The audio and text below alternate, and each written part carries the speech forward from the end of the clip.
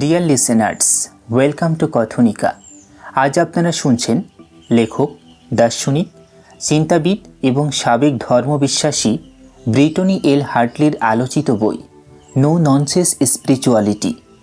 অনেকেই মনে করেন আধ্যাত্মিকতা মানেই ধর্ম, অলৌকিক শক্তি বা অতিপ্রাকৃত কোনো জগতের প্রতি বিশ্বাস।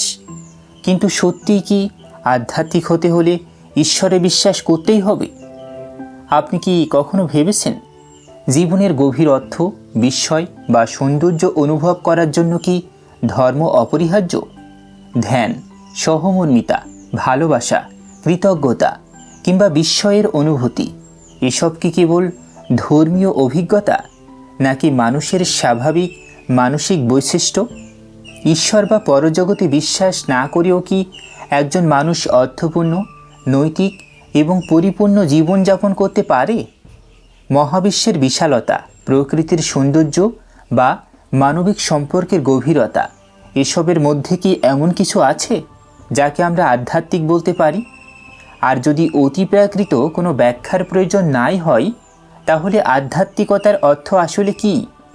এই বইয়ে ব্রিটনি এল হার্টলি দর্শন, মনোবিজ্ঞান, স্নায়ুবিজ্ঞান এবং মানব অভিজ্ঞতার আলোকে দেখিয়েছেন আধ্যাত্মিকতা মানেই কুসংস্কার বা অলৌকিকতায় বিশ্বাস নয়। তিনি অনুসন্ধান করেছেন কিভাবে একজন মানুষ বিজ্ঞান, যুক্তি এবং সংশয়বাদকে অক্ষুণ্ণ রেখেও বিস্ময়, সংযোগ, অর্থ, সহমর্মিতা এবং গভীর মানবিক অভিজ্ঞতার মধ্য দিয়ে এক সমৃদ্ধ জীবন গড়ে তুলতে পারে। এই বই আমাদের চ্যালেঞ্জ করে ভাবতে, অর্থ, উদ্দেশ্য, গভীর মানবিক অনুভূতির জন্য কি সত্যিই অতিপ্রাকৃত কোনো ব্যাখ্যার প্রয়োজন আছে?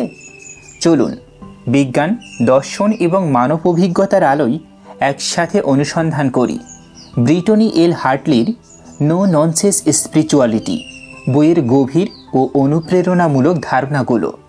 এটি শুধু একটি বই নয়, এটি এমন এক যাত্রা যেখানে যুক্তি ও বিস্ময়, সংশয় ও অর্থ, বিজ্ঞান ও মানবিক অনুভূতি পরস্পরের প্রতিদ্বন্দ্বী নয়, বরং একে অপরের পরিপূরক হয়ে উঠতে পারে। ধর্মের পর কি? ধরুন আপনি একটা বাড়িতে বড় হয়েছেন। সেই বাড়িতে নিয়ম আছে, গান আছে, গল্প আছে। প্রতি সপ্তাহে একটা নির্দিষ্ট জায়গায় যাওয়া হয়, একই মানুষদের সাথে দেখা হয়, একই কথাগুলো বলা হয়। সেই বাড়িতে ঈশ্বর আছেন, পাপ আছে, ক্ষমা আছে, পরকাল আছে। সব কিছুর একটা উত্তর আছে, কোনো প্রশ্ন অনুত্তরিত নেই। তারপর একদিন সেই বাড়ির দেয়াল ভাঙতে শুরু করে। হয়তো কোনো প্রশ্ন এমন হয় যার উত্তর কেউ দিতে পারে না। হয়তো ধর্মের নামে এমন কিছু ঘটে যা মেনে নেওয়া যায় না। হয়তো একদিন রাতে শুয়ে মনে হয় এই গল্পটা আমি আর বিশ্বাস করতে পারছি না, কিন্তু এই গল্প ছাড়া আমার কাছে আর কী বা আছে? এই প্রশ্নটার মুখোমুখি যদি আপনি হয়ে থাকেন, আজকের ভিডিওটি আপনার জন্য। ব্রিটনি এল হার্টলি, তিনি একজন সাবেক অর্থোডক্স মর্মন, ধর্মতত্ত্বে স্নাতকোত্তর এবং বর্তমানে একজন নাস্তিক স্পিরিচুয়াল ডাইরেক্টর। মানে তিনি মানুষকে ঈশ্বরহীন আধ্যাত্মিক জীবন গড়তে সাহায্য করেন। বইটার প্রশ্ন একটাই, ধর্ম ছেড়ে গেলে কি থাকে? শূন্যতা নাকি ভিন্ন কিছু? ব্রিটনি বড় হয়েছিলেন আমেরিকায়, একটি কঠোর মর্মন পরিবারে। মর্মনিজম খ্রিস্ট ধর্মের একটি শাখা, যেখানে নিয়মের কোনো শেষ নেই। কফি খাওয়া যাবে না, কাঁধ দেখানো যাবে না, বিয়ের আগে যৌনতা নিষিদ্ধ, মেয়েরা পুরুষের মাধ্যমে ঈশ্বরের কাছে পৌঁছাবে ইত্যাদি। সে একজন কৌতূহলী শিশু ছিল, প্রচুর প্রশ্ন করত, কিন্তু উত্তর পেত না, অথবা পেত এমন উত্তর যা মনে হতো অযৌক্তিক। 16 বছর বয়সে সে ঘর থেকে বের হয়ে যেতে বাধ্য হয়, কারণ সে নিয়ম ভেঙেছিল। কিন্তু সে থামেনি, বরং সে একটা প্রশ্ন নিয়ে জীবন শুরু করলো। সত্যিটা কি? আসলে এখানে কি হচ্ছে? পরের 20 বছর ধরে সে এই প্রশ্নের উত্তর খুঁজেছে। মর্মনিজমের নরম সংস্করণ থেকে শুরু করে সাধারণ খ্রিস্ট ধর্ম, সেখান থেকে ইন্টারফেইথ অধ্যয়ন, সুফিজম, বৌদ্ধ ধর্ম, জুং, মিথোলজি, সব কিছু। থাইল্যান্ডে গিয়েছিলেন বৌদ্ধ মেডিটেশন শিখতে, ডক্টরেট প্রোগ্রামে ভর্তি হয়েছিলেন ধর্মতত্ত্বে। কিন্তু শেষ পর্যন্ত একটা চিন্তা এসে গেল এবং একবার এলে আর থামানো গেল না।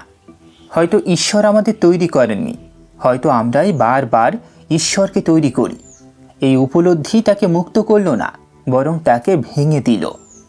নিলহিলিজমের গভীরে ধর্মের ভিত্তি সরে গেলে মানুষ প্রথমে যে জায়গায় পৌঁছায় তার নাম নিলহিলিজম, শূন্যতাবাদ। এই দর্শনের সহজ কথা, মহাবিশ্বের কোনো সহজাত অর্থ নেই।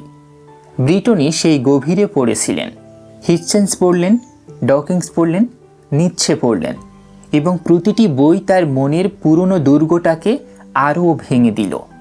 সংশয়বাদ শুধু ধর্মকে নয়, পুরো জীবনের অর্থকে প্রশ্নের মুখে ফেলে দিল। তিনি লিখেছেন, জীবনকে মনে হচ্ছিল একটা ভিডিও গেমের মতো।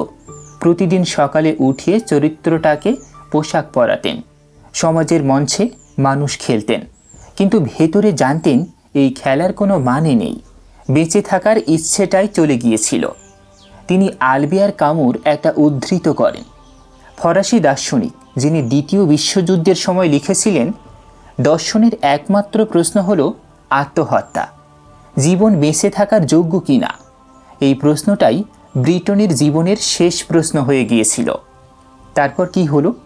তিনি থামেননি এবং ধীরে ধীরে একটা পথ খুঁজে পেলেন। ধর্ম থেকে যা ভালো ছিল, অনুষ্ঠান, সম্প্রদায়, বিশ্বাস, অর্থ, নৈতিকতা, গল্প, সেগুলো কি ঈশ্বর ছাড়াই পাওয়া সম্ভব?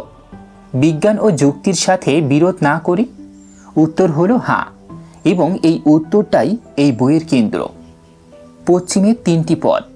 ব্রিটনি বলেছেন, পশ্চিমা সমাজে আধ্যাত্মিকতার জন্য মূলত তিনটি পথ আছে।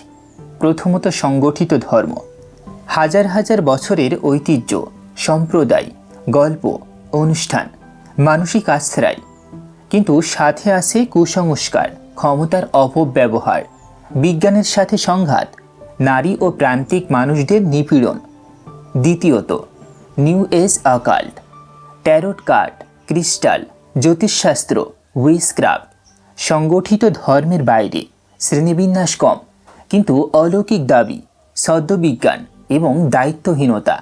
বুধ গ্রহ প্রতিগামী, তাই আমি দেরি করেছি। তৃতীয়ত নাস্তিকতা ও সংশয়বাদ, বিজ্ঞানের পথ, যুক্তির পথ, ধর্মের মিথ্যা দাবিগুলো ভেঙে দেওয়ার সবচেয়ে কার্যকর হাতিয়ার। কিন্তু একা হাতুড়ি দিয়ে শুধু ভাঙা যায়, ঘর বানানো যায় না। নাস্তিকতা বলে না কিভাবে মৃত্যুর সাথে শান্তি করবেন, কিভাবে সম্প্রদায় গড়বেন, কিভাবে সন্তানকে নৈতিকতা শেখাবেন। তিনটির প্রতিটিতেই কিছু মূল্যবান আছে, তিনটির প্রতিটিতেই একা থাকলে সমস্যা আছে। সেকুলার আধ্যাত্মিকতা হলো তিনটির সেরাটা নেওয়া, কোনোটার ফাঁদে না পড়ে। সেকুলার আধ্যাত্মিকতা মানে কি? ব্রিটনি একটা সহজ সংজ্ঞা দেন, নিজের সাথে ও নিজের বাইরের সাথে গভীর সংযোগ, কোনো অলৌকিক বিশ্বাসের প্রয়োজন ছাড়া। এটা কোনো নতুন ধর্ম নয়, কোনো গুরু নেই, কোনো গ্রন্থ নেই। এটা একটা পদ্ধতি যেখানে আপনি বিজ্ঞান ও যুক্তি ব্যবহার করে সেই অভিজ্ঞতাগুলো খুঁজে পান যেগুলো ধর্ম সব সময় দেওয়ার চেষ্টা করেছে।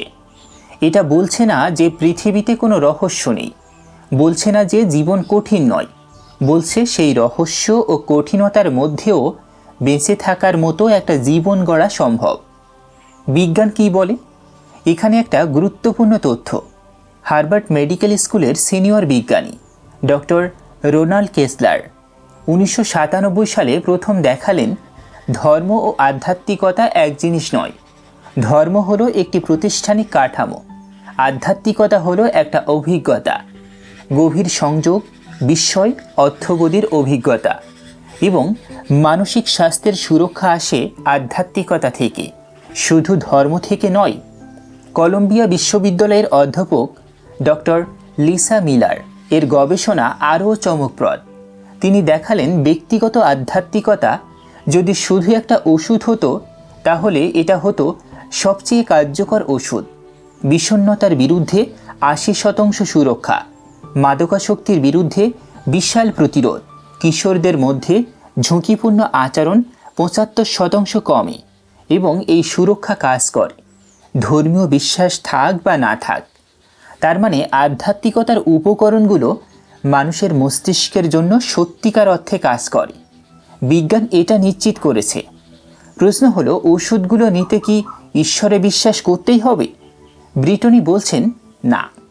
ব্রিটনি সাফ করে বলেছেন, এটা কোনো নতুন ধর্মের পথ নয়, কোনো 12 ধাপের ফর্মুলাও নয়, কোনো গুরুর নির্দেশিকাও নয়। এটা একটা টুল বক্স। প্রতিটি সরঞ্জাম, অনুষ্ঠান, বিস্ময়, মনচর্চা, অর্থ, নৈতিকতা, সম্প্রদায়, গল্প, এগুলো মানুষের হাজার বছরের আধ্যাত্মিক অভিজ্ঞতা থেকে নেওয়া।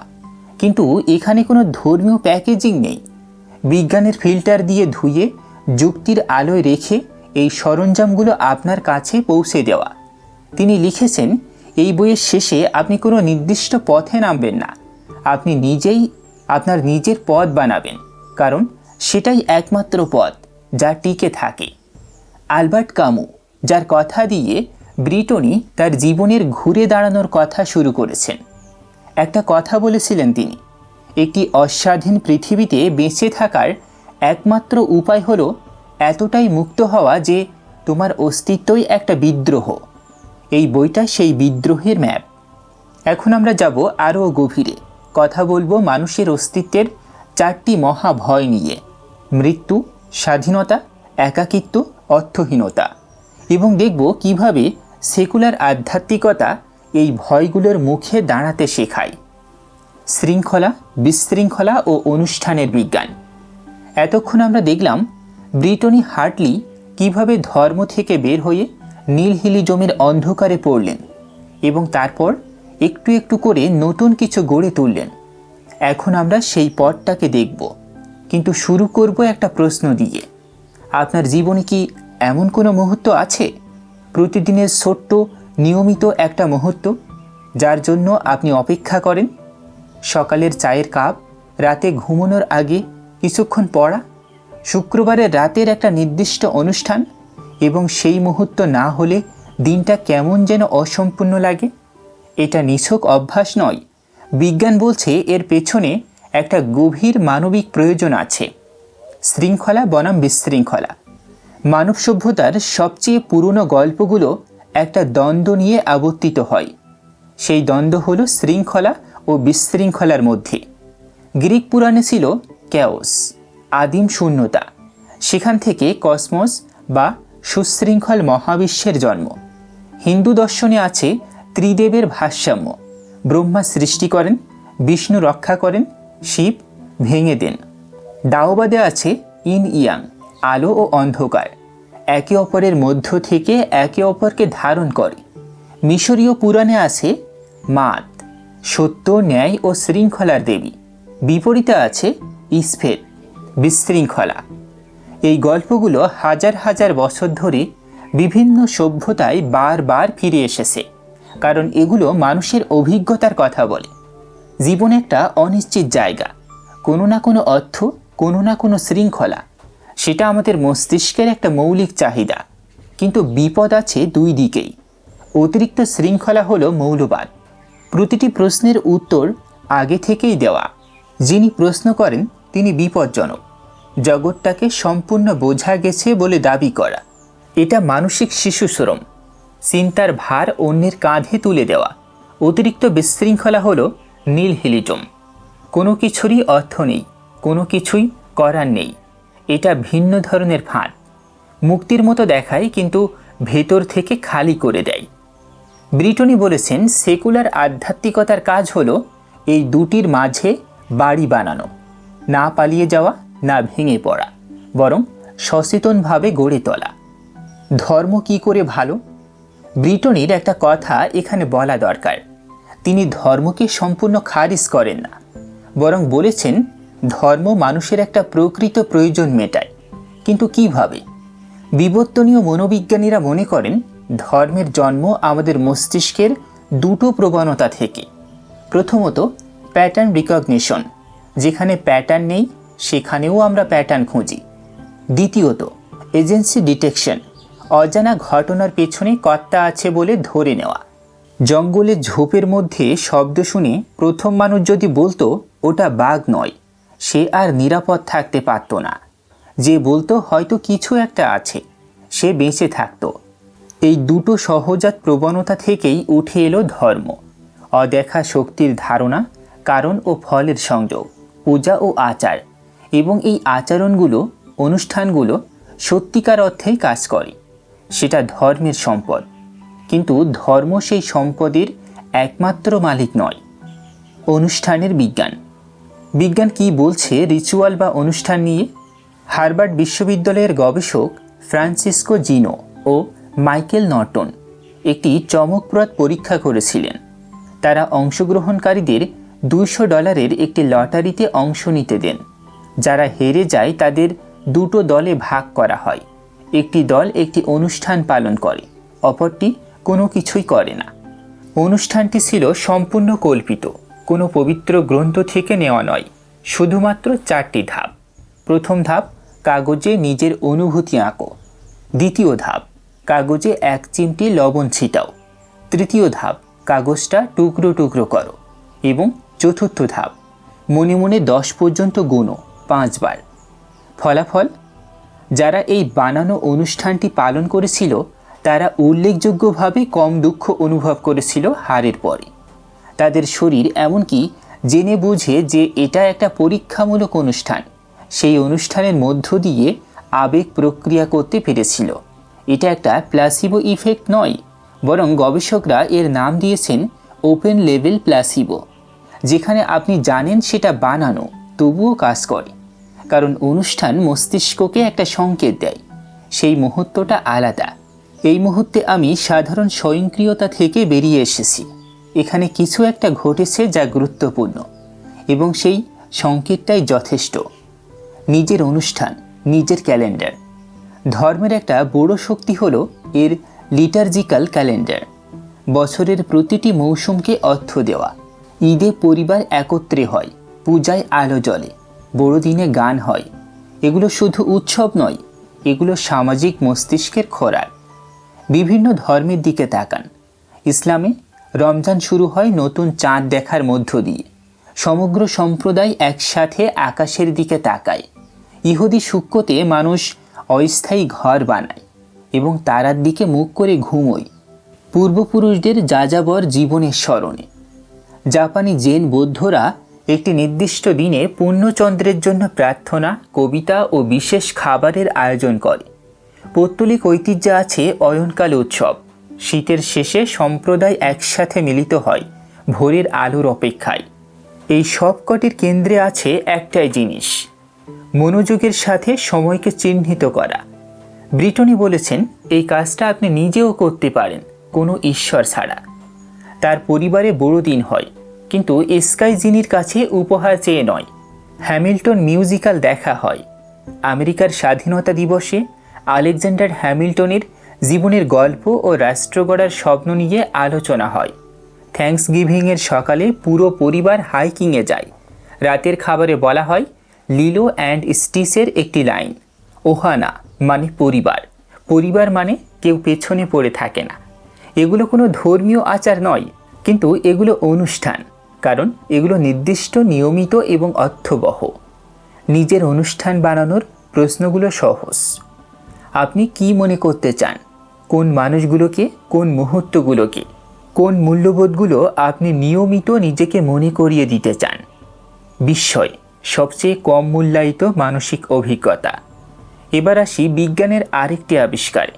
ইউসি বার্কলের অধ্যাপক ড্যাসার কেল্টনার দীর্ঘ গবেষণার পর একটি বই লিখলেন, awe the new science of everyday wonder. এই গবেষণায় তিনি দেখালেন যে বিস্ময় মানুষের সবচেয়ে শক্তিশালী মনোবৈজ্ঞানিক অভিজ্ঞতাগুলোর একটি। বিস্ময় আসলে কি? সেই অনুভূতি যখন আপনার স্বাভাবিক বোঝার বাইরে কিছু ঘটে। রাতের আকাশ দেখে থমকে যাওয়া, একটি সঙ্গীতের সুরে চোখে জল আসা, মহাবিশ্বের বয়স শুনে নিঃশ্বাস বন্ধ হয়ে যাওয়ার অবস্থা হওয়া। কিন্তু বিস্ময় শুধু একটি সুন্দর অনুভূতি নয়, এর কিছু পরিমাপযোগ্য বৈজ্ঞানিক প্রভাব আছে। কেল্টনার ও তার দলের পরীক্ষায় দেখা গেছে ইউসেমাইট জাতীয় উদ্যানের সামনে দাঁড়িয়ে মানুষ নিজেদের ছবি আঁকলে তারা নিজেদেরকে অনেক ছোট করে আঁকে। সান ফ্রান্সিসকোর ব্যস্ত রাস্তায় দাঁড়িয়ে একই কাজ করলে তারা নিজেদের বড় করে আঁকে। বিস্ময় আত্মকেন্দ্রিকতা কমায়। আরেকটি পরীক্ষায় যারা বিশাল ইউক্যালিপটাস গাছের দিকে তাকিয়ে কিছুক্ষণ কাটালো, তারা পরে একজন পরিচালকের ফেলে দেওয়া কলম তুলতে বেশি আগ্রহী হলো একটি সাধারণ ভবনের পাশে দাঁড়িয়ে থাকা মানুষদের চেয়ে। বিস্ময় পরোপকার বাড়ায়। নিউরোসায়েন্সের দৃষ্টিতে দেখলে বিস্ময়ের মুহূর্তে মস্তিষ্কের ডিফল্ট মোড নেটওয়ার্ক, যেখানে আত্মকেন্দ্রিক চিন্তা, উদ্বেগ, অতীত ও ভবিষ্যতের ভাবনা চলে, সেটি শান্ত হয়ে যায়। মস্তিষ্ক এক মুহূর্তের জন্য আমির বাইরে বেরিয়ে যায় এবং সেই মুহূর্তে কৃতজ্ঞতা আসে, জোর করে নয়, স্বাভাবিকভাবে। 8টি বিস্ময়ের উৎস। কেল্টনার বলেছেন বিস্ময়ের 8টি প্রধান উৎস আছে। সবচেয়ে সাধারণ হল প্রকৃতি, সূর্য, ঝড়, সমুদ্র, পাহাড়, রাতের আকাশ। সঙ্গীত, এমন একটি সুর যা আপনাকে আপনার থেকে বের করে নিয়ে যায়। নৈতিক সৌন্দর্য, কাউকে নিঃস্বার্থভাবে কিছু করতে দেখা। সম্মিলিত উচ্ছ্বাস, একসাথে অনেক মানুষের একটি অনুভূতিতে মিলে যাওয়া। কনসার্ট, খেলার মাঠ, একটি শোকসভা। কম ঘন ঘন কিন্তু গভীর দার্শনিক উপলব্ধি যা আপনার বিশ্বদর্শন বদলে দেয়। জন্ম ও মৃত্যুর মুখোমুখি দাঁড়ানো। লক্ষ্য করুন, এর কোনোটির জন্যই ঈশ্বরে বিশ্বাস লাগে না। প্রকৃতি আছে, সঙ্গীত আছে, মানুষের সাহস আছে। এগুলো পাওয়ার জন্য কোনো মন্দিরের সদস্য পদ লাগে না। মন চর্চার পথ আপনার নিজের। ধর্মীয় কাঠামো ছেড়ে আসার পর অনেকে মনে করেন তাদের আধ্যাত্মিক জীবন নেই, কারণ তারা পুরুষদের লেখা ধর্মগ্রন্থ মেনে বসে ধ্যান করেন না, মসজিদে যান না, মন্দিরে মাথা ঠোকেন না। ব্রিটনি এখানে একটা গুরুত্বপূর্ণ কথা বলেছেন। মন চর্চার সংজ্ঞা অনেক বড়। সেন্টার ফর কন্টেম্পলেটিভ মাইন্ড ইন সোসাইটির গবেষণা অনুসারে মন চর্চার অন্তত 7টি প্রধান শাখা আছে। স্থিরতা, মেডিটেশন, শ্বাসের অনুশীলন, নীরবতায় বসে থাকা। সৃষ্টি, লেখা, ছবি আঁকা, মাটির কাজ, সঙ্গীত তৈরি যা প্রবাহিত হয় তার মধ্য দিয়ে। আন্দোলন, যোগব্যায়াম, দীর্ঘ হাঁটা, নাচ, সাঁতার, শরীরের মধ্য দিয়ে উপস্থিত থাকা। সামাজিক ন্যায়, অন্যায়ের বিরুদ্ধে দাঁড়ানো, সমাজ পরিবর্তনের কাজ। সম্পর্ক, গভীর কথোপকথন, মনোযোগ দিয়ে শোনা, প্রিয় মানুষদের সাথে সময় কাটানো। চক্রাকার অনুষ্ঠান, ঋতু পরিবর্তন, বার্ষিক উৎসব, সাপ্তাহিক রুটিন, উৎপাদনশীল সেবা, অর্থপূর্ণ কাজ যা শুধু মজুরির জন্য নয়। ব্রিটনি নিজের মনচর্চা আবিষ্কার করেছিলেন লেখার মধ্যে। তিনি বলেছিলেন কেউ তাকে বলেনি যে লেখা আধ্যাত্মিক হতে পারে। পুরুষতান্ত্রিক ধর্মীয় কাঠামো কখনো বলেনি যে মা হওয়া, রান্না করা, বন্ধুর সাথে গভীর কথা বলা এগুলো নিজেই আধ্যাত্মিক অনুশীলন। প্রশ্ন হলো, কোনটা আপনার? কোন মুহূর্তে আপনি সবচেয়ে বেশি জেগে থাকেন? নিউরোসায়েন্স যা বলছে। লিসা মিলার, কলম্বিয়া বিশ্ববিদ্যালয়ের মনোবিজ্ঞানী, দ্য অ্যাওয়েকেন ব্রেইন বইয়ের লেখক, গবেষণা করে দেখিয়েছেন যে আধ্যাত্মিক অভিজ্ঞতার একটি নির্দিষ্ট স্নায়বিক ভিত্তি আছে। তিনি দেখালেন আমাদের আধ্যাত্মিকতার ক্ষমতার প্রায় 29% জিনগতভাবে নির্ধারিত। চোখের রঙের মতোই আমাদের সাথে আছে। বাকি 71% পরিবেশ ও অভিজ্ঞতা দ্বারা গড়া হয়। কিন্তু মূল ক্ষমতাটা সবার মধ্যে আছে। আর এই ক্ষমতা ব্যবহার না করলে কি হয়? মিলার বলেছেন মানসিক স্বাস্থ্য দুর্বল হয়, বিষণ্ণতা, উদ্বেগ, মাদকাসক্তির প্রতি ঝোঁক বাড়ে। কিন্তু এই ক্ষমতা জাগিয়ে তুললে ঈশ্বরে বিশ্বাস করা লাগে না। লাগে মনোযোগ, লাগে বিস্ময়ের সুযোগ, লাগে নিজের জন্য অর্থপূর্ণ অনুষ্ঠান। পুরনো প্রতিটি সভ্যতার গল্পেই শৃঙ্খলা ও বিশৃঙ্খলার দ্বন্দ্ব আছে। এই দ্বন্দ্ব শুধু বাইরের পৃথিবীর নয়, ভেতরের পৃথিবীরও। মানুষের মস্তিষ্ক প্রতিদিন বিশৃঙ্খলার মুখোমুখি হয়। অনিশ্চয়তা, ক্ষতি, মৃত্যু, একাকিত্ব। সেই বিশৃঙ্খলার মধ্যে ছোট্ট ছোট্ট অনুষ্ঠান তৈরি করা, একটা চায়ের রুটিন, একটা সাপ্তাহিক হাঁটা, একটা পারিবারিক বার্ষিক উৎসব ইত্যাদি, এগুলো মস্তিষ্ককে একটা সংকেত দেয়। এখানে শৃঙ্খলা আছে, এখানে অর্থ আছে, এখানে আমি আছি। এবং বিস্ময়, সেটা হলো সেই মুহূর্তটা যখন আপনি হঠাৎ বুঝতে পারেন এই মহাবিশ্ব কত বড় আর আপনার দৈনন্দিন উদ্বেগ কতটা ছোট। এরপর আমরা যাব আরও গভীরে, কথা বলবো অর্থ, উদ্দেশ্য ও সেকুলার নৈতিকতার ভিত্তি নিয়ে এবং নারীর আধ্যাত্মিক ইতিহাসের এক হারানো অধ্যায় নিয়ে, যা আধুনিক মানুষকে নতুন করে ভাবতে বাধ্য করে। অর্থ, নৈতিকতা ও নারীর হারানো আধ্যাত্মিকতা। এতক্ষণ আমরা দেখলাম কিভাবে অনুষ্ঠান ও বিস্ময় মানুষের মস্তিষ্কে কাজ করে বিজ্ঞানসম্মতভাবে, কোনো অলৌকিক দাবি ছাড়াই। এখন আমরা যাব আরও গভীরে, কথা বলবো 3টি প্রশ্ন নিয়ে, যেগুলো ধর্ম থেকে বেরিয়ে আসা প্রতিটি মানুষকে এক সময় না এক সময় মুখোমুখি হতেই হয়। প্রথমত, ঈশ্বর ছাড়া জীবনের অর্থ কী? দ্বিতীয়ত, ঈশ্বর ছাড়া নৈতিকতা কোথা থেকে আসে? এবং তৃতীয়ত, ধর্ম নারীর কাছ থেকে কী চুরি করেছে? প্রতিটি প্রশ্নের উত্তর বিজ্ঞান ও দর্শনের কাছে আছে এবং সেই উত্তরগুলো আপনাকে অবাক করে দেবে। টলস্টয়ের কূপ। লিও টলস্টয় রাশিয়ার সেই মহান লেখক যার ওয়ার অ্যান্ড পিস এবং আনা ক্যারেনিনা পৃথিবীর সাহিত্যকে বদলে দিয়েছিল। 50 বছর বয়সে এসে হঠাৎ নিজেকে একটি প্রশ্নের সামনে আবিষ্কার করলেন, এইসবের মানে কি? কোনো বিপর্যয় হয়নি, কেউ মরেনি এবং বাইরে থেকে দেখলে তার জীবন ছিল সাফল্যের শিখরে, কিন্তু ভেতরে একটি শূন্যতা তৈরি হয়েছিল যা তিনি লুকোতে পারছিলেন না। সেই সময়ের কথা বলতে গিয়ে তিনি একটি পুরনো রূপকথার গল্প ধার করেছিলেন।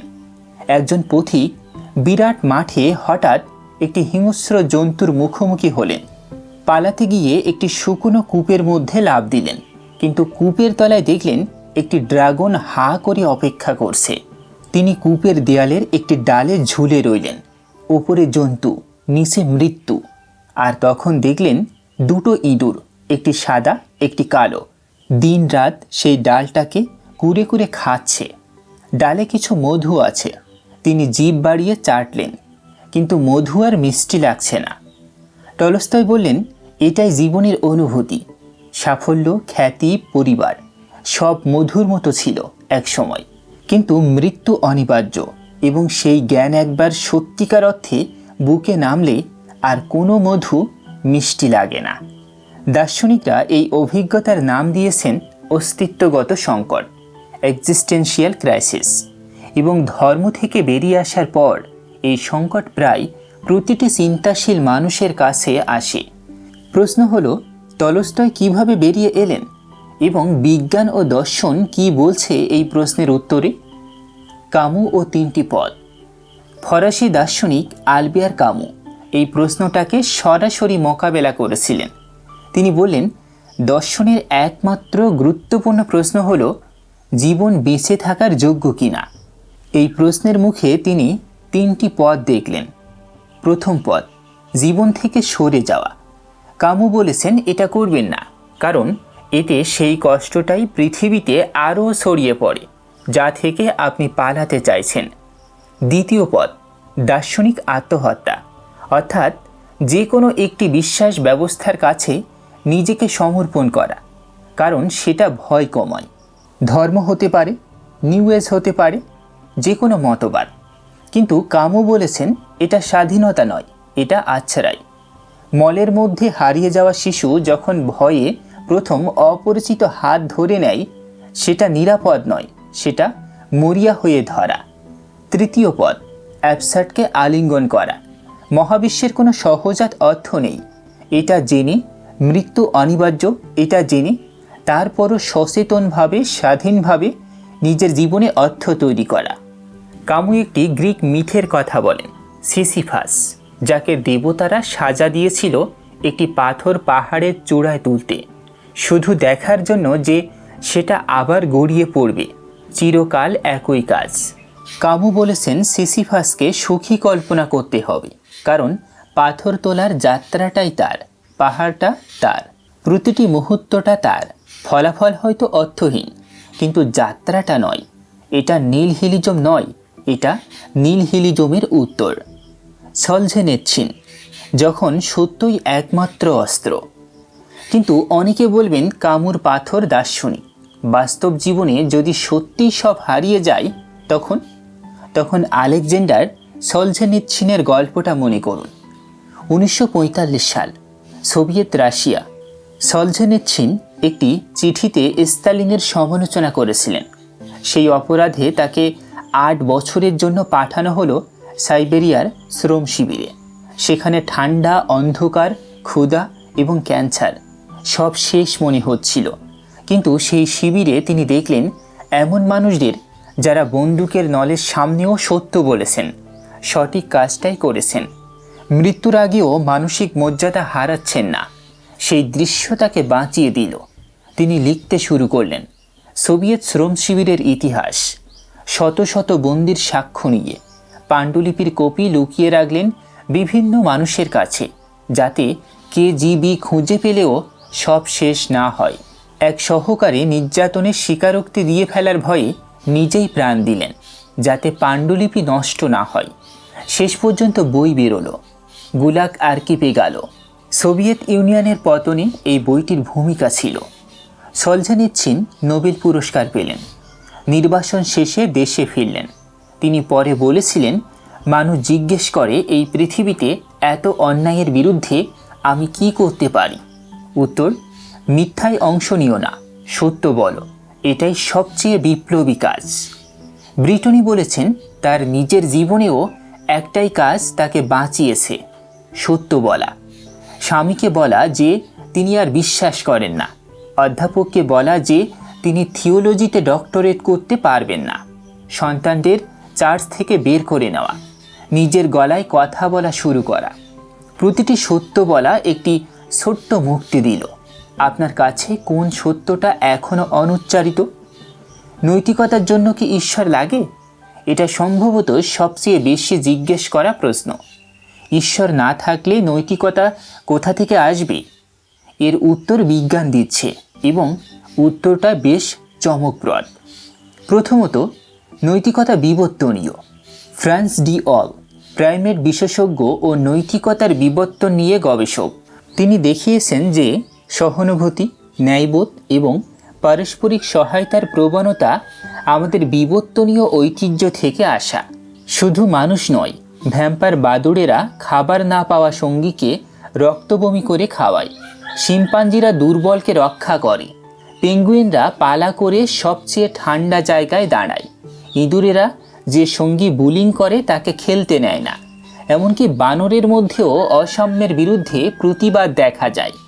একটি পরীক্ষায় 2টি বানরকে একই কাজ করতে দেওয়া হলো। একটি পেল শশা, অপরটি পেল আঙ্গুর। শশা পাওয়া বানরটি শশাটি ছুঁড়ে মারল, কারণ অন্যায্য।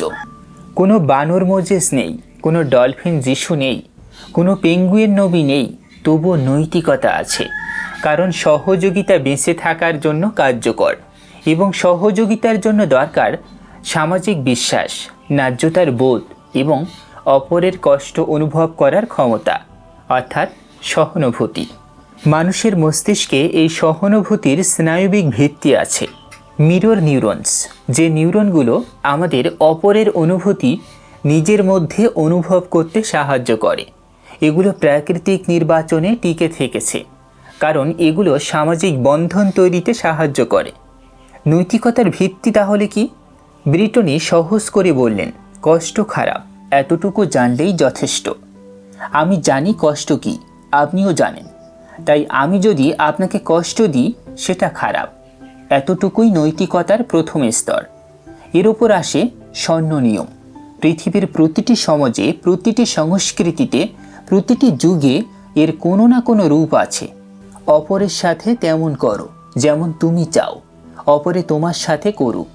কনফুসিয়াস বলেছেন, বুদ্ধ বলেছেন, যিশু বলেছেন, ইমাম আবু হানিফা বলেছেন, ইমানুয়েল কান্ট বলেছেন। এটা কোনো একটি ধর্মের আবিষ্কার নয়, এটা মানবিক বুদ্ধিমত্তার আবিষ্কার। নৈতিকতার জন্য নরক লাগে না। ব্রিটনি একটি সত্য কথা বলেছেন, যেটা অনেকে এড়িয়ে যান। নরকের ভয়ে ভালো থাকা মোটেও উচ্চ নৈতিকতা নয়, এটা শিশুর নৈতিকতা। বাবা দেখছে তাই করছি না। প্রকৃত নৈতিকতা হলো কেউ না দেখলেও, কোনো পুরস্কার না থাকলেও, কোনো নরকের ভয় না থাকলেও সঠিক কাজটা করা, কারণ আপনি জানেন কষ্ট খারাপ এবং আপনি পৃথিবীকে একটু ভালো রেখে যেতে চান। দস্তয়েভস্কির উপন্যাস ক্রাইম অ্যান্ড পানিশমেন্টে রাস্কলনিক একটি খুন করেন এই যুক্তিতে যে সে একজন অসাধারণ মানুষ, সাধারণ নৈতিকতা তার জন্য প্রযোজ্য নয়। কিন্তু তারপর কি হয়? নিজের অপরাধবোধ তাকে ভেতর থেকে খেয়ে ফেলে। বাইরের কোনো ঈশ্বর নয়, তার নিজের মানবিক বোধ শক্তিই তাকে শাস্তি দেয়। দস্তয়েভস্কির বার্তা, নৈতিকতা ঈশ্বরের বিধান নয়, এটা মানুষের অস্তিত্বের কাঠামোর মধ্যে নির্মিত। রিচার্ড ডকিন্স সরাসরি এটাকে বলেছেন, নাস্তিকতা একটি সাহসী অবস্থান, কারণ এখানে আপনাকে নিজেই নৈতিক সিদ্ধান্ত নিতে হয়। কোনো পবিত্র গ্রন্থ নেই যে সিদ্ধান্ত নেবে, কোনো যাজক নেই যিনি ক্ষমা করবেন, শুধু আপনি, আপনার বিবেক এবং পৃথিবীতে আপনার প্রভাব। এটা দায়িত্বহীনতা নয়, এটা সর্বোচ্চ দায়িত্ব। যখন ঈশ্বর নারী ছিলেন। এখন একটু ঐতিহাসিক সত্যের দিকে যাই। মার্লিন স্টোন এর বই when God was a women পুরাতত্ত্ব ও নৃতত্ত্বের গবেষণার ওপর ভিত্তি করে লেখা। বইটি দেখাচ্ছে যে কৃষিভিত্তিক সভ্যতার আগে প্রায় 30,000 বছর ধরে মানুষ নারীরূপী দেবতার পূজা করেছে। ভেনাস অফ উইলেন্ডফ 28,000 বছর পুরনো একটি মূর্তি, নারীরূপী, পুরো ইউরোপ ও মধ্যপ্রাচ্যে পাওয়া গেছে। ক্যাটাল হুক তুরস্কে আবিষ্কৃত 9,000 বছর পুরনো একটি শহরে দেয়াল জুড়ে নারী দেবতার ছবি, পুরুষ দেবতার কোনো প্রমাণ নেই। মেসোপটেমিয়ায় ছিলেন ইনানা, মিশরে ছিলেন আইসিস, গ্রিসে ছিলেন গায়া। কৃষিভিত্তিক সমাজে নারীর প্রজনন ক্ষমতা ছিল অলৌকিক। মাটি থেকে ফসল আসে, গর্ভ থেকে জীবন আসে, এই দুটো রহস্য ছিল একই সত্তার দুই রূপ। তারপর কি হলো? প্রায় 3,000 থেকে 4,000 বছর আগে ধীরে ধীরে পুরুষতান্ত্রিক যাযাবর সভ্যতাগুলো কৃষি সমাজ দখল করতে শুরু করলো। সাথে এলো পুরুষরূপী ঈশ্বর, আব্রাহামের ঈশ্বর জিউস, ইন্দ্র। নারী দেবতারা পদাবনত হলেন বা মুছে গেলেন এবং সেই ধর্মীয় পরিবর্তনের সাথে সাথে বদলে গেল সামাজিক কাঠামো। নারী হলেন দ্বিতীয় শ্রেণী। ব্রিটনি বলেছেন, এটা কোনো প্রাকৃতিক নিয়ম ছিল না, এটা একটি ঐতিহাসিক ঘটনা এবং সেই ঘটনার ফলাফল আমরা এখনও বহন করেছি। ধর্ম নারীর কাছ থেকে কী নিয়েছে? ব্রিটনি নিজের জীবনের কথা বলেছেন। 20 বছর ধরে তিনি বিভিন্ন ধর্মের আধ্যাত্মিক পথ অনুসরণ করেছেন। প্রতিটি পথে একটি সূক্ষ্ম বার্তা ছিল। গান্ধী থেকে শিখলেন অহিংসা, কিন্তু জানলেন তিনি নিজের স্ত্রীকে নিয়ন্ত্রণ করতেন। বুদ্ধ থেকে শিখলেন শূন্যতা, কিন্তু বুদ্ধ স্ত্রী ও নবজাতক ছেলেকে ছেড়ে বোধিবৃক্ষের নিচে গিয়েছিলেন। আইনস্টাইন থেকে শিখলেন বিজ্ঞানের বিষয়, কিন্তু তার প্রথম স্ত্রী মিলোভা মারিস, যিনি গবেষণায় সাহায্য করেছিলেন বলে প্রমাণ আছে, তিনি ফুটনোটেও নেই।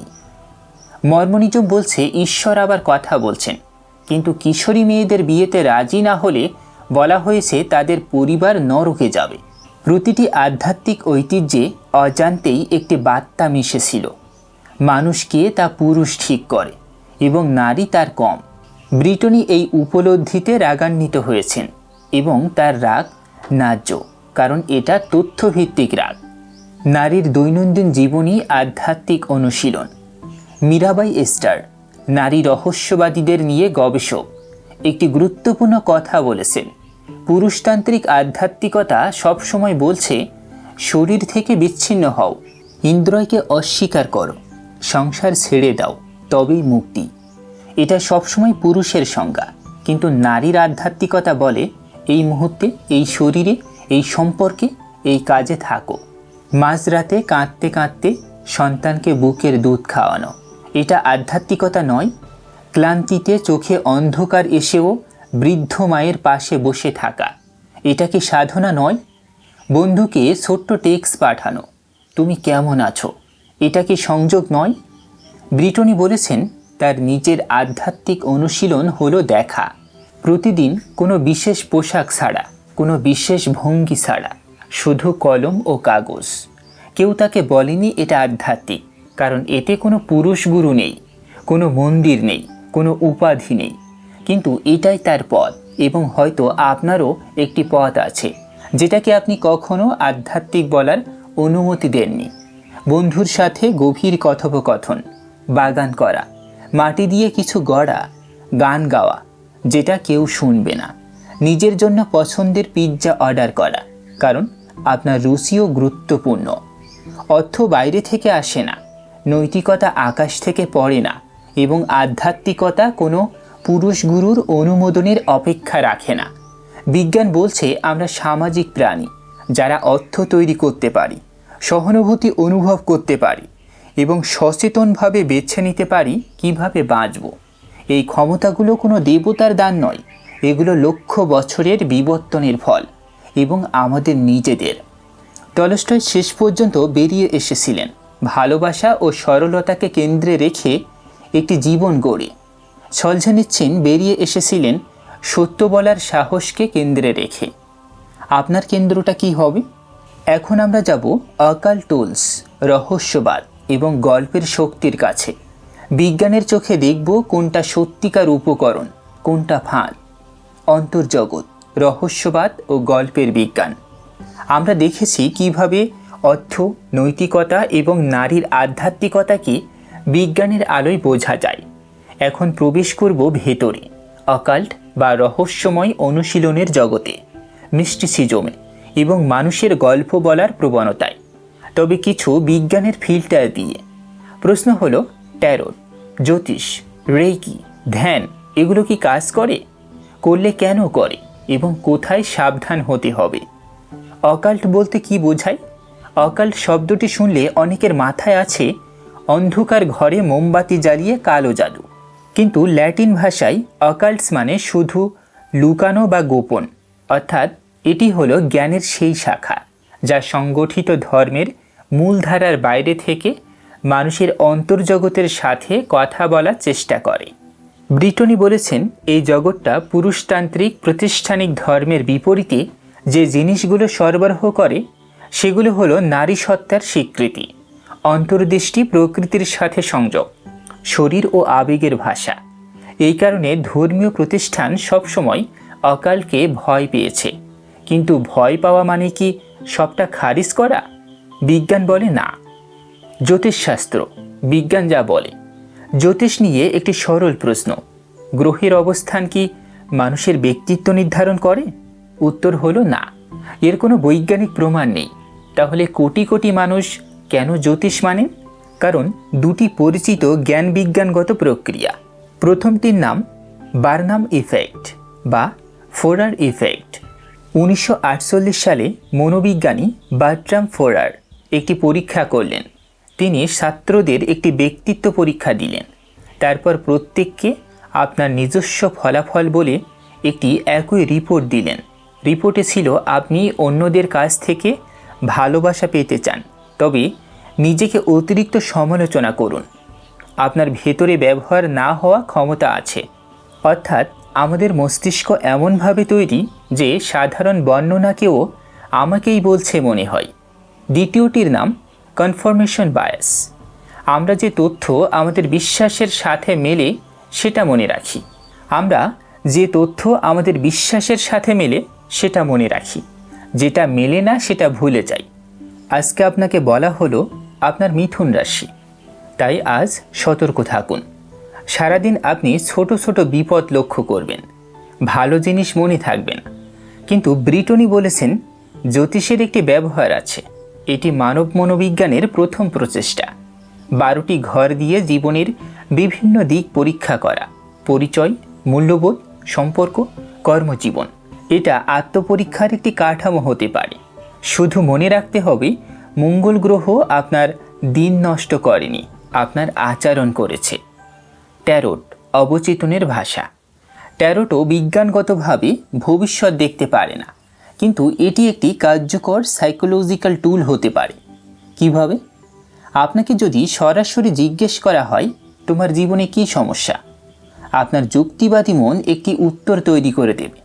কিন্তু একটি ছবি দেখিয়ে জিজ্ঞেস করা হলে, এই দৃশ্যে কী দেখছো, অবচেতন মন বিভিন্ন তথ্য দিতে পারে।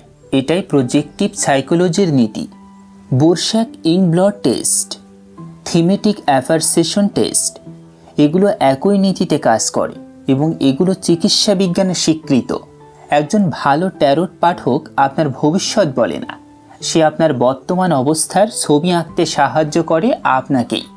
উদ্দেশ্য হলো আপনি কি চান, কি ভয় পান, সেটা ভাষায় আনা। রেইকি, বিজ্ঞান কি বলছে সত্যি? এখানে একটি আশ্চর্যজনক কথা আছে। রেইকি স্পর্শের মাধ্যমে শক্তি প্রবাহিত করার দাবি। এটি নিয়ে বেশ কিছু গবেষণা হয়েছে এবং ফলাফল, রেইকি ব্যথা কমায়, কেমোথেরাপির পার্শ্ব প্রতিক্রিয়া হ্রাস করে, অস্ত্রোপচারের পরে পুনরুদ্ধার ত্বরান্বিত করে এবং স্নায়ুতন্ত্র শান্ত করে। কিছু হাসপাতাল এখন রেইকি চিকিৎসা হিসেবে অফার করছে। কিন্তু কেন কাজ করে? এটা কি সত্যি শক্তি? 2018 সালের একটি গবেষণা বলছে রেইকি কাজ করে কারণ এটি যত্নশীল মানবিক স্পর্শের প্রত্নতাত্ত্বিক অভিজ্ঞতাকে জাগিয়ে তোলে। সম্ভবত শৈশবে মায়ের স্পর্শের স্মৃতি অবচেতনে সক্রিয় হয়, যা হিলিং রেসপন্স ট্রিগার করে। অর্থাৎ শক্তির দাবি না মেনেও কার্যকর কারণটি বোঝা যায়। মানবিক যত্ন যোগ মনোযোগী স্পর্শ সমান শারীরিক সুস্থতার প্রতিক্রিয়া। বিবর্তন আমাদের এইভাবে তৈরি করেছে কারণ গোষ্ঠীর মধ্যে যত্নশীল স্পর্শ বেঁচে থাকার সম্ভাবনা বাড়ায়। সাইকেডেলিক্স, জন হপকিন্স যা বলছে, এটি এখন সবচেয়ে আলোচিত গবেষণা ক্ষেত্রগুলোর একটি। জন হপকিন্স বিশ্ববিদ্যালয় গত 10 বছরে সিলোসাইবিন মাশরুমে পাওয়া এক ধরনের রাসায়নিক, এটা নিয়ে ব্যাপক ক্লিনিক্যাল ট্রায়াল করেছে। ফলাফল, একটি নিয়ন্ত্রিত সেশনে সিলোসাইবিন গ্রহণকারী 80% বিষণ্ণতা রোগী উল্লেখযোগ্য উন্নতি পেয়েছেন এবং 60% ক্ষেত্রে 6 মাস পরেও সেই প্রভাব ছিল। ধূমপান ছাড়তে 80% সাফল্য, যেখানে সেরা প্রচলিত চিকিৎসায় মাত্র 35%। পিটিএসডি, মৃত্যু ভয়, আসক্তি, এগুলোতেও উল্লেখযোগ্য প্রভাব। এটি কিভাবে কাজ করে? নিউরোসায়েন্স বলছে সিলোসাইবিন মস্তিষ্কের ডিফল্ট মোড নেটওয়ার্ককে, যেখানে আমি কেন্দ্রিক চিন্তা, উদ্বেগ, পুরনো চিন্তার সাঁচ চলে, সেটিকে সাময়িকভাবে নিষ্ক্রিয় করে। এতে মস্তিষ্কের বিভিন্ন অংশ যেগুলো সাধারণত আলাদা থাকে সেগুলো হঠাৎ সংযুক্ত হয়, নতুন দৃষ্টিভঙ্গি, নতুন সংযোগ তৈরি হয়। গবেষকরা বলছেন যে আধ্যাত্মিক অভিজ্ঞতা মানুষ সেই সেশনে পায় তা নিউরোলজিক্যালি অর্থবহ। ব্রিটনির কথায় ফিরে আসি। আমার জীবনে সবচেয়ে রূপান্তরকারী অভিজ্ঞতা মাশরুমের সাথে ছিল। হার্ভার্ড ডিভিনিটি স্কুলে পুরো একটি বিভাগ আছে সাইকেডেলিক্স ও আধ্যাত্মিকতার সম্পর্ক নিয়ে। সতর্কতা, এই গবেষণাগুলো হয়েছে নিয়ন্ত্রিত পরিবেশে, প্রশিক্ষিত গাইডের সাথে, নির্বিচারে ব্যবহার বিপজ্জনক। কার্ল জাং, অচেতন মনকে সচেতন করা, এই পুরো আলোচনার মনোবৈজ্ঞানিক ভিত্তি দিয়েছেন কার্ল জাং। তার বিখ্যাত উক্তি, যতক্ষণ না আমরা অচেতনকে সচেতন করি ততক্ষণ সেটি আমাদের জীবন নিয়ন্ত্রণ করবে এবং আমরা সেটাকে ভাগ্য বলবো। জাং বলেছেন, আমাদের ব্যক্তিত্বের একটি বড় অংশ আমাদের নিজেদের কাছে অদৃশ্য। তিনি 2টি ধারণা দিলেন যা আজও থেরাপিতে ব্যবহার করা হয়। ইনার চাইল্ড, আমাদের শৈশবের আঘাতগুলো প্রাপ্তবয়স্ক জীবনে আচরণকে চালিত করে। ছোটবেলায় যদি ভালোবাসা পেতে সবসময় ভালো থাকতে হতো, তাহলে প্রাপ্তবয়স্ক হয়েও আপনি হয়তো না বলতে পারেন না। ব্রিটনি বললেন, তিনি যখন বুঝলেন তার সত্যের প্রতি অবসেশন আসলে 16 বছরের ক্ষত থেকে, তখন অনেক কিছু পরিবর্তন হলো। শ্যাডো সেলফ, আমাদের ব্যক্তিত্বের যে অংশগুলো সমাজ বলছে এটা ভালো নয়, সেগুলো আমরা ভেতরে চাপা দিই। ঈর্ষা, রাগ, যৌন আকাঙ্ক্ষা, স্বার্থপরতা। কিন্তু এগুলো বাস্তব। শ্যাডোকে পূর্ণ দমন করলে সেটা অন্যভাবে বেরিয়ে আসে। আধুনিক থেরাপি এটা নিশ্চিত করেছে। আইএফএস বা ইন্টারনাল ফ্যামিলি সিস্টেম থেরাপি, যা এখন বহুল ব্যবহৃত, এটি বলছে আমাদের মানসিক স্বাস্থ্য নির্ভর করে নিজের সব অংশকে স্বীকার করার ওপর। রহস্যবাদ ও তাই সমস্যা। মিস্টিসিজম বা রহস্যবাদ সব ধর্মের মূলে থাকা একটি অভিজ্ঞতা, গভীর সংযোগ, অহং বিলুপ্তি, একত্বতার অনুভূতি। গবেষণা দেখাচ্ছে এই অভিজ্ঞতার নিউরোলজিক্যাল ভিত্তি আছে। টেম্পোরাল লোবের কার্যকলাপ, ডিফল্ট মোড নেটওয়ার্কের পরিবর্তন, এগুলো পরিমাপযোগ্য। রহস্যবাদীরা বলেন, আমি একটি গভীর সংযোগ অনুভব করছি, একটি তথ্য, কিন্তু ধর্ম বলে আমি এই অনুভূতি পেয়েছি, তাই বাইবেল সত্য, বা তাই ক্রিস্টাল আমাকে রক্ষা করবে। ব্রিটনি এই তাই লাভটাকে সবচেয়ে বড় সমস্যা বলেছেন। অভিজ্ঞতা বাস্তব, কিন্তু অভিজ্ঞতা থেকে একটি নির্দিষ্ট ধর্মীয় সত্যে লাভ দেওয়া যুক্তিসঙ্গত নয়। বৌদ্ধ, সুফি, হিন্দু, নাস্তিক সবার রহস্যময় অভিজ্ঞতার নিউরোলজিক্যাল বর্ণনা প্রায় একই, অর্থাৎ অভিজ্ঞতাটি মানবিক, নির্দিষ্ট কোনো ধর্মের একচেটিয়া নয়। সবুজ ও লাল পতাকা। ব্রিটনি একটি চমৎকার গাইড দিচ্ছেন, কোন অনুশীলন কার্যকর, কোনটি ফাঁদ। সবুজ পতাকা, কেউ বলছেন আমি জানি না এটা কিভাবে কাজ করে, কিন্তু এটা আমার কাজে লেগেছে। বৈজ্ঞানিক গবেষণায় সমর্থিত। মেডিটেশন, সাইকেডেলিক থেরাপি কঠিন আত্মদর্শন দাবি করে, শুধু ভালো অনুভূতি নয়। লাল পতাকা, আমি আপনার পক্ষে ঈশ্বরের কথা বলতে পারি, অখণ্ডনীয় দাবি। যখন প্রমাণ কাজ করে সেটা সত্য, না করলে কারণ শক্তি বাধাগ্রস্ত হয়েছে। এই একটি বই পড়লে সব বুঝবেন। কোয়ান্টাম এন্ট্যাঙ্গেলমেন্ট ব্যবহার করে আধ্যাত্মিক দাবি, নিজেকে বিশেষ মহাজাগতিক ভূমিকার অধিকারী বলে দাবি। অকামস রেজর এখানেও প্রযোজ্য, সবচেয়ে সহজ ব্যাখ্যাটাই সম্ভবত সঠিক। গল্পের নিউরোসায়েন্স। এখন আসি একটি গুরুত্বপূর্ণ, ভিন্ন কিন্তু সংযুক্ত প্রশ্নে, কেন গল্প এত শক্তিশালী? স্ট্যানফোর্ড বিশ্ববিদ্যালয়ের একটি পরীক্ষায় দুটি দল গঠন করা হলো। একটি দল 12টি শব্দ মুখস্থ করল, অন্য দল সেই শব্দগুলো দিয়ে একটি গল্প বানালো। ফলাফল, গল্প দলের 93% শব্দ মনে রাখল, মুখস্থ দলের মাত্র 13%।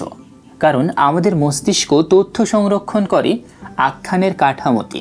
কোনো চরিত্রের সাথে আমরা আবেগীয় সংযোগ স্থাপন করলে অক্সিটোসিন নামক হরমোন নিঃসৃত হয়, যা সহানুভূতি ও সম্পর্ক গঠনের সাথে যুক্ত। হাসপাতালে আইসিইউতে শিশুদের নিয়ে একটি গবেষণায় দেখা গেছে, একটি গল্প বলার সেশনের পরে অক্সিটোসিন বাড়ে। কর্টিসল, যাকে বলা হয় চাপের হরমোন, সেটা কমে এবং ব্যথা কমে। এই কারণেই ধর্ম এত কার্যকর ছিল, সর্বদা গল্পের মাধ্যমে কথা বলছে, এবং এই কারণেই যুক্তিবাদীরাও গল্প থেকে বিরত থাকতে পারেন না। হিরোর যাত্রা, আমাদের মস্তিষ্কের খোদাই। জোসেফ ক্যাম্বেল 20 শতকের পুরাণবিদ, হাজারো সংস্কৃতির গল্প বিশ্লেষণ করে একটি প্যাটার্ন আবিষ্কার করলেন। তিনি এর নাম দিলেন হিরোর জার্নি বা বীরের যাত্রা। সাধারণ শুরু, অ্যাডভেঞ্চারের ডাক, দ্বিধা, একজন পথপ্রদর্শক, অজানায় প্রবেশ, পরীক্ষা, শত্রু, মিত্র, সবচেয়ে বড় ভয়ের মুখোমুখি, পুরস্কার, পরিবর্তিত মানুষ হিসেবে ফেরত, উপহার সমাজকে দেওয়া। এই প্যাটার্ন হ্যারি পটারে, স্টার ওয়েসে, মুনাতে, মহাভারতে, রামায়ণে, গিলগামেশে, সর্বত্র। জর্জ লুকাস স্বীকার করেছেন তিনি সচেতনভাবে স্টার ওয়ার্স ক্যাম্বেল এর কাঠামোতে লিখেছেন, কিন্তু অনেক লেখক কখনো ক্যাম্বেল পড়েননি, শুধু একই কাঠামো অনুসরণ করেছেন, কারণ এটা মানুষের মস্তিষ্কে প্রোগ্রাম করা। নিউরোসায়েন্স বলছে পরিণতির দিকে এগিয়ে যাওয়ার গল্প ডোপামিনার্জিক সিস্টেমকে সক্রিয় রাখে, অর্থাৎ গল্পের উত্তেজনা আমাদের মস্তিষ্কের পুরো পুরস্কার ব্যবস্থাকে জাগিয়ে তোলে। কিন্তু এই গল্পটি শুধু বিনোদনের জন্য নয়। ব্রিটনি বলেছেন, এটা আমাদের নিজেদের জীবনের ম্যাপ।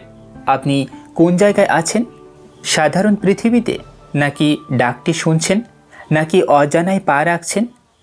সবচেয়ে বড় ভয়ের গুহায় যাওয়া, এটা হিরোর যাত্রার সবচেয়ে গুরুত্বপূর্ণ অংশ। লুক সেই গুহায় ডার্থ ভেডারকে দেখে, যে মুখোশের নিচে তার নিজের মুখ, অর্থাৎ আসল ভয় ছিল নিজের পরিচয়ের ভয়। আপনার গুহাটা কি? ক্ষত সারানোর নিরাময়কারী। এখন একটি গ্রিক মিথের কথা বলি। কাইরন ছিলেন অর্ধমানব, অর্ধ ঘোড়া। তার মা তাকে জন্মের পরেই ছেড়ে চলে গেলেন। এটি ছিল তার প্রথম ক্ষত। কিন্তু দেবতা অ্যাপোলো তাকে লালন পালন করলেন এবং চিকিৎসা, সঙ্গীত, শিকার, ভবিষ্যৎ কথন শেখালেন। কাইরন হলেন গ্রিক পুরাণের শ্রেষ্ঠ শিক্ষক। অ্যাকিলিস, জেসন, থেসিয়াস সহ অনেক বীর তার ছাত্র। একদিন যুদ্ধে বিষাক্ত তীর লাগলো তার পায়ে, কিন্তু তিনি অমর, মরতে পারলেন না। শুধু যন্ত্রণা বহন করতে থাকলেন এবং সেই যন্ত্রণার মধ্যে বসেই তিনি অন্যদের সারিয়ে তুলতে লাগলেন। তার ক্ষতই তাকে সবচেয়ে ভালো নিরাময়কারী করে তুলেছিল।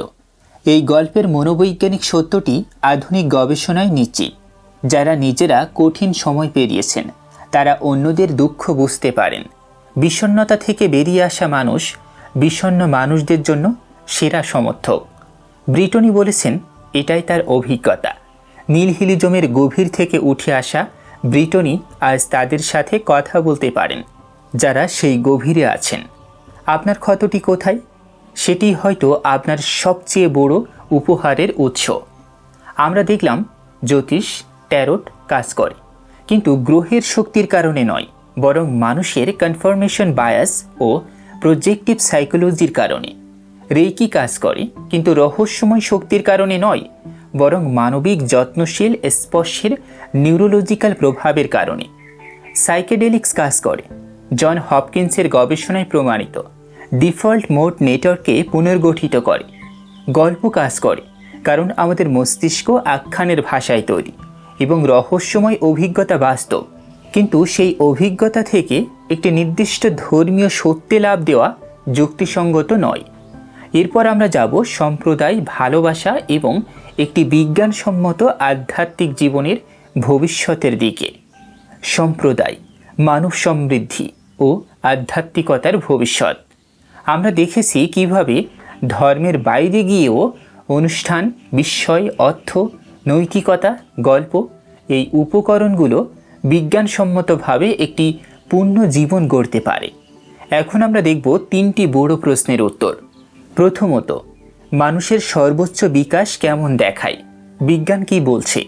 দ্বিতীয়ত, সমাজে এখন যে আধ্যাত্মিক সংকট চলছে তার কারণ ও সম্ভাব্য সমাধান কি? এবং তৃতীয়ত, এই পুরো যাত্রা শেষে আমরা কোথায় দাঁড়িয়ে আছি? মাসলো, ব্ল্যাকফুট নেশন ও একটি চুরি যাওয়া সত্য। আব্রাহাম মাসলো এর নাম অনেকে স্কুলের মনোবিজ্ঞান ক্লাসে শুনেছেন। তার বিখ্যাত পিরামিড মানুষের চাহিদার ক্রমবিন্যাস। সবচেয়ে নিচে খাবার ও নিরাপত্তা, তারপর ভালোবাসা ও সম্পর্ক, সবচেয়ে উপরে সেলফ অ্যাকচুয়ালাইজেশন, নিজের সম্পূর্ণ সম্ভাবনাকে বাস্তবে রূপ দেওয়া। পশ্চিমা মনোবিজ্ঞানে এটি এখনও মূল ধারণা, কিন্তু এই পিরামিডের পেছনে একটি গল্প আছে যা প্রায় বলা হয় না। 1938 সালে মাসলো কানাডায় গিয়েছিলেন ব্ল্যাকফুট নেশন, একটি স্থানীয় আদিবাসী সমাজ পর্যবেক্ষণ করতে। তিনি যা দেখলেন তাতে অবাক হয়ে গেলেন। পশ্চিমা সমাজে মাসলো অনুমান করতেন মাত্র 1% মানুষ সেলফ অ্যাকচুয়ালাইজেশনে পৌঁছায়, কিন্তু ব্ল্যাকফুট সমাজে প্রতিটি মানুষ সেই স্তরে ছিল। কারণটি সহজ, তাদের কাঠামো ছিল উল্টো। পশ্চিমা পিরামিড শুরু হয় ব্যক্তির চাহিদা থেকে, শেষ হয় ব্যক্তির সফলতায়। ব্ল্যাকফুট কাঠামো শুরু হয় শিশুর জন্মের মুহূর্ত থেকেই, যে সমাজের একজন মূল্যবান সদস্য। বিকাশ ঘটে সম্প্রদায় রক্ষার মধ্য দিয়ে, এবং চূড়া হলো সাংস্কৃতিক স্থায়িত্ব, ভবিষ্যৎ প্রজন্মের জন্য রেখে যাওয়া জ্ঞান। যেখানে কোনো দারিদ্র্য ছিল না, সম্পদ ভাগ করা ছিল গর্বের বিষয়, শাস্তি ছিল পুনরুদ্ধারমূলক, প্রতিশোধমূলক নয়। মাসলো এই সমাজ থেকে অনুপ্রাণিত হয়ে তার তত্ত্ব লিখলেন, কিন্তু ব্ল্যাকফুট নেশনের নাম উল্লেখ করলেন না। এটি একটি ঐতিহাসিক স্বীকৃতির ব্যর্থতা।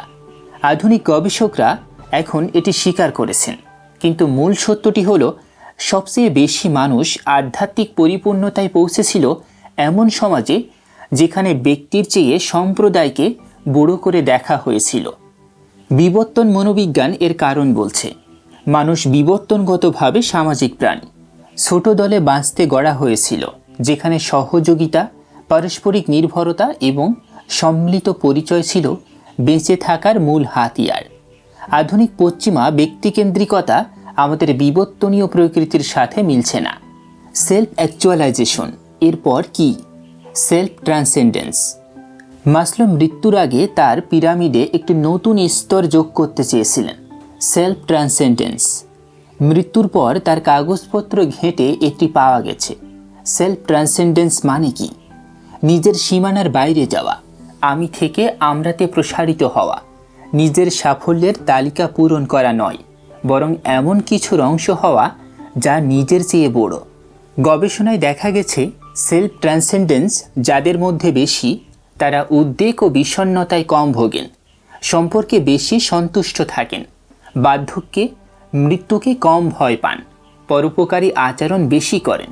কারণটি নিউরোলজিক্যাল, কারণ মানুষ নিজের বাইরে কিছুর সাথে গভীরভাবে সংযুক্ত থাকে। একটি কারণ, একটি সম্প্রদায়, একটি সৃজনশীল কাজ, তখন মস্তিষ্কের ডিফল্ট মোড নেটওয়ার্ক কম সক্রিয় থাকে। এটি সেই নেটওয়ার্ক যেখানে আত্মকেন্দ্রিক উদ্বেগ, অতীতের অনুশোচনা, ভবিষ্যতের ভয় চলে। সহজ কথায়, নিজের বাইরে যাওয়া মাথাকে শান্ত করে। ধর্ম এটা জানত, কিন্তু সেলফ ট্রান্সেন্ডেন্স পৌঁছানোর জন্য কোনো ধর্মীয় কাঠামো লাগে না। সম্প্রদায়ের সংকট, বিজ্ঞান কি বলছে? এখন একটু পরিসংখ্যানের দিকে তাকাই। হার্ভার্ডের রবার্ট পুটনাম 2000 সালে বোলিং অ্যালোন বইয়ে দেখালেন আমেরিকার গত 50 বছরে সামাজিক পুঁজি অর্থাৎ মানুষে মানুষে বিশ্বাস ও সংযোগ ধারাবাহিকভাবে কমেছে। বোলিং লিগে যোগ দেওয়া কমেছে, প্রতিবেশীর সাথে কথা বলা কমেছে, নাগরিক অংশগ্রহণ কমেছে। 2023 সালে ইউএস সার্জন জেনারেল একটি রিপোর্ট প্রকাশ করলেন একাকিত্বকে জনস্বাস্থ্য সংকট ঘোষণা করে। প্রতিদিন 15টি সিগারেট খাওয়ার মতো ক্ষতিকর একাকিত্ব, এটি হৃদরোগ, ডিমেনশিয়া, বিষণ্ণতা সব কিছুর ঝুঁকি বাড়ায়। এই সংকটে ধর্ম একটি জিনিস ঠিকঠাক করত, নিয়মিত মানুষের একসাথে হওয়ার ব্যবস্থা। প্রতি সপ্তাহে একটি নির্দিষ্ট জায়গায় পরিচিত মুখগুলো, একটি ভাগ করা ভাষা। ধর্ম ছেড়ে আসার পর এই জায়গাটা খালি হয়ে যায় এবং সেই শূন্য স্থান পূরণ করার কোনো প্রস্তুত বিকল্প নেই। ব্রিটনি বলেছেন এটাই বর্তমান সময়ের সবচেয়ে কঠিন সমস্যা। জেনজির নিলহিলিজম একটি কাঠামোগত সমস্যা। আগের প্রজন্মে অস্তিত্বগত সংকট সাধারণত আসত মাঝ বয়সে। মানুষ কিছুটা কাঠামো পেয়ে পরিবার গড়ে তারপর প্রশ্ন করত, কিন্তু আজকের কিশোররা, জেনজিরা 16 বছর বয়সেই নিলহিলিজমের মুখোমুখি হচ্ছে। কারণগুলো পরিষ্কার, তারা বড় হচ্ছে বিচ্ছিন্ন পরিবারে। সামাজিক মিডিয়া তাদের সমগ্র পৃথিবীর অন্যায় ও কষ্ট একযোগে দেখাচ্ছে। জলবায়ু পরিবর্তন, রাজনৈতিক মেরুকরণ, অর্থনৈতিক অনিশ্চয়তা, প্রাপ্তবয়স্কতার কোনো স্পষ্ট মাইল ফলক নেই এবং সর্বোপরি কোনো ধর্মীয় বা সাংস্কৃতিক কাঠামো নেই যা এই ভার বহনের ভাষা দেয়। ফলাফল, আমেরিকায় 10 থেকে 24 বছর বয়সীদের মানসিক স্বাস্থ্য সংকট গত 10 বছরে উল্লেখযোগ্যভাবে বেড়েছে। জিন টোয়েন্সের গবেষণায় দেখা গেছে 2012 থেকে 2017 এর মধ্যে কিশোরদের বিষণ্ণতা ও একাকিত্ব নাটকীয়ভাবে বেড়েছে, স্মার্টফোনের ব্যাপক বিস্তারের সাথে মিলে। কিন্তু ব্রিটনি আশাবাদী, কারণ বিজ্ঞান বলছে এই সমস্যা সমাধানের হাতিয়ারগুলো আমাদের কাছে আছে। পরিবর্তনের লক্ষণ, বেশ কিছু জায়গায় সম্ভাবনা দেখা যাচ্ছে। সেকুলার কমিউনিটির উদ্ভব, সানডে অ্যাসেম্বলি, ধর্মহীন চার্চ। বিশ্বের বিভিন্ন শহরে মানুষ গান গায়, বক্তৃতা শোনে, একসাথে খাওয়া দাওয়া করে, কিন্তু কোনো ধর্মীয় দাবি ছাড়া। নারীদের হাইকিং গ্রুপ, পাঠ্যচক্র, স্বেচ্ছাসেবী সংগঠন, এগুলো অনানুষ্ঠানিক সম্প্রদায়। সাইকেডেলিক গবেষণার অগ্রগতি, জন হপকিন্স, NYU এবং ইম্পেরিয়াল কলেজ লন্ডনে সিলোসাইবিন ও MDMA এর ক্লিনিক্যাল ট্রায়াল চলছে। ওরেগন ও কলোরেডো ইতোমধ্যে সিলোসাইবিন থেরাপি বৈধ করেছে। এগুলো কেবল মাদক নয়, এগুলো এমন অভিজ্ঞতা তৈরি করে যা মানুষকে নিজের সাথে ও অন্যের সাথে গভীরভাবে সংযুক্ত করে। শিশুদের জন্য সেকুলার স্পিরিচুয়ালিটি কারিকুলাম, মনচর্চা, সংযোগ, নৈতিকতা শেখানো, ধর্মীয় কাঠামো ছাড়াই। অ্যান্ড্রু নিউম্যান এর কনসাস স্টোরিজ, শিশুদের জন্য বিস্ময়, কৃতজ্ঞতা ও সচেতনতার বই। মনোবিজ্ঞানের প্রসার, থেরাপি আগের যে কোনো সময়ের চেয়ে বেশি সহজলভ্য, সামাজিকভাবে গৃহীত। ডিবিটি, এসিটি, আইএফএস এই থেরাপি পদ্ধতিগুলো মূলত প্রাচীন আধ্যাত্মিক অনুশীলনগুলোকেই বিজ্ঞানের ভাষায় অনুবাদ করেছে। তথ্যের গণতন্ত্রীকরণ। এক সপ্তাহে একজন মানুষ এখন আগের পুরো জীবনের চেয়ে অনেক বেশি দার্শনিক জ্ঞানে প্রবেশ করতে পারে ইউটিউব লেকচার, পডকাস্ট, অডিও বুকের মাধ্যমে। সত্যিকারের মানব সমৃদ্ধি কেমন দেখায়? পজিটিভ সাইকোলজির প্রতিষ্ঠাতা মার্টিন সেলিগম্যান প্রিগমা মডেল দিয়েছেন। মানব সমৃদ্ধির 5টি উপাদান: পজিটিভ ইমোশন, ইতিবাচক আবেগের নিয়মিত অভিজ্ঞতা; এঙ্গেজমেন্ট, কোনো কাজে সম্পূর্ণভাবে মগ্ন হওয়া; ফ্লো স্টেট; রিলেশনশিপ, গভীর ও অর্থবহ সম্পর্ক; মিনিং, নিজের চেয়ে বড় কিছুর অংশ হওয়ার অনুভূতি; অ্যাকমপ্লিশমেন্ট, লক্ষ্য অর্জনের অনুভূতি। এখানে লক্ষ্য করুন, এই 5টির একটিতেও ঈশ্বরে বিশ্বাস নেই, একটিতেও ধর্মীয় আনুগত্য নেই, এবং এই 5টিই এই বই জুড়ে আমরা দেখে এসেছি। অনুষ্ঠান: পজিটিভ ইমোশন ও মিনিং। বিষয়: ফ্লো স্টেট ও পজিটিভ ইমোশন। সত্যিকার সম্পর্ক: রিলেশনশিপ। নিজের গল্প: মিনিং ও অ্যাকমপ্লিশমেন্ট। সম্প্রদায়: রিলেশনশিপ ও মিনিং। বিজ্ঞান ও আধ্যাত্মিক জ্ঞান এখানে হাত মেলাচ্ছে। আর একটা কথা, সত্যের পথে একাকিত্ব। ব্রিটনি এই বইয়ে একটি কথা বারবার বলেছেন, যা গুরুত্বপূর্ণ। প্রাতিষ্ঠানিক ধর্ম থেকে বের হওয়া মানুষ প্রায় একটি বিশেষ একাকিত্ব অনুভব করেন, কারণ তাদের পরিবার, পুরনো বন্ধু, সমাজ সবাই এখনও পুরনো কাঠামোতে আছে। এই বিচ্ছিন্নতা বাস্তব এবং বেদনাদায়ক, কিন্তু ইতিহাস বলছে প্রতিটি বড় বুদ্ধিবৃত্তিক রূপান্তরের সময় এই একাকিত্ব ছিল।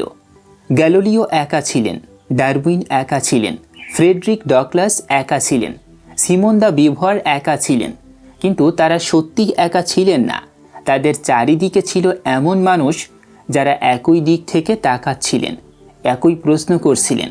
আজকের দিনে এই মানুষগুলো খুঁজে পাওয়া আগের চেয়ে অনেক সহজ, কারণ ইন্টারনেট। সেই গোলটেবিল। ব্রিটনি বইয়ের শেষে একটি রূপক ব্যবহার করেছেন। তার সুফি শিক্ষক জিজ্ঞেস করেছিলেন, তুমি কোন পৃথিবীতে বাঁচতে চাও? তিনি বললেন, একটি গোল টেবিলে সবার আসন আছে। নাস্তিকরা আসেন, তারা যা টেবিলে রাখার অযোগ্য তা সরিয়ে দেন। নারী নিরাময়কারী ও গল্পকারকরা আসেন, থেরাপিস্টরা আসেন, কথোপকথনে সীমা ও সুস্পষ্টতা আনেন। বৌদ্ধ ভিক্ষুকরা মনের জ্ঞান আনেন। শিল্পীরা সঙ্গীত, চিত্র, সাহিত্যে অভিজ্ঞতাকে রূপ দেন। বিজ্ঞানীরা প্রমাণের মানদণ্ড ধরে রাখেন। দার্শনিকরা ধারণাগুলো পরিষ্কার করেন, এবং যখন কেউ বলে শুধু আমার পথই সত্য, বাকি সবাই ভুল, তখন টেবিলের বাকিরা বলেন, না, আমরা এটা আগে করেছিলাম, এটা ভয়ঙ্কর ফলাফল দিয়েছিল, এখন আমরা একসাথে বসে শুনি। এটা কোনো আদর্শ রাজনীতি নয়, এটা বিবর্তনীয় সত্য। বৈচিত্র্য ও সহযোগিতা একক মতবাদের চেয়ে টেকসই। বইয়ের শেষ পৃষ্ঠায় ব্রিটনি তার নিজের গল্পে ফিরে আসেন। একসময় তিনি চেয়েছিলেন মরে যেতে, জীবনে কোনো অর্থ খুঁজে পাচ্ছিলেন না।